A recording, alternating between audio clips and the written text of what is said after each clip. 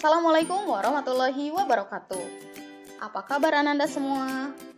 Semoga kita semua dalam keadaan sehat ya. Hari ini kita kembali lagi dalam PJJ Bahasa Sunda, tentunya dengan materi sajak.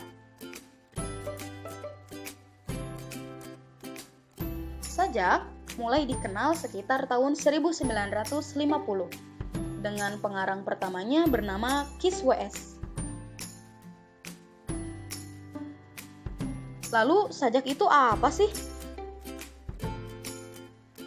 Sajak merupakan karya sastra dina wangun basa Ugeran, atau jika kita terjemahkan, sajak merupakan karya sastra dalam bentuk puisi.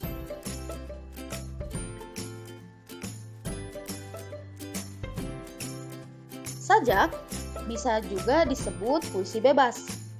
Itu karena sajak tidak terikat oleh aturan-aturan pupuk.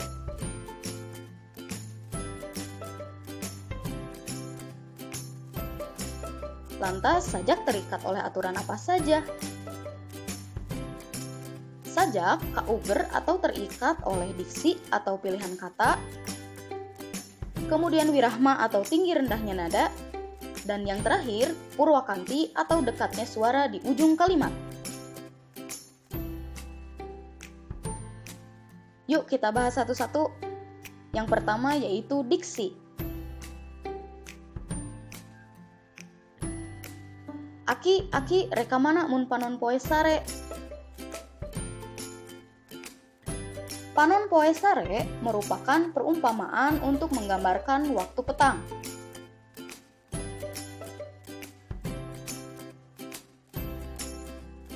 Tujuan diksi adalah untuk memperindah sajak.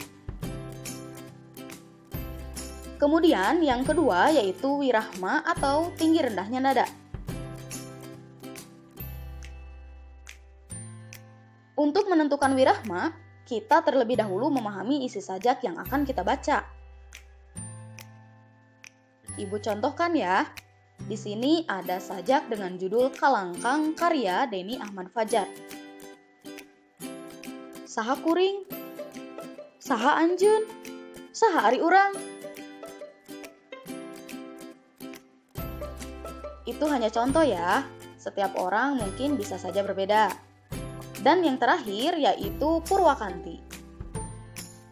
Di sini ada sebuah contoh, berateuing lengkah aki ngukur jalan, kota Bandung geus biasa ku aki mah di lengkahan. Setiap ujung kalimat memiliki suara yang sama, yaitu an dan an. Ini yang dinamakan purwakanti. Namun, seiring berjalannya waktu, purwakanti tidak begitu diindahkan.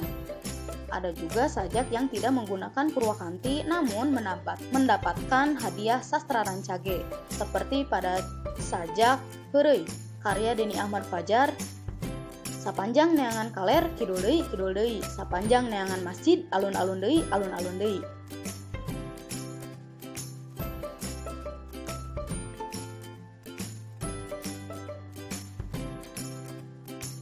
Di antara ketiga poin yang tadi, diksilah yang paling berpengaruh dalam pembuatan sajak. Cukup sekian materi hari ini. Hatur nuhun. Wassalamualaikum warahmatullahi wabarakatuh.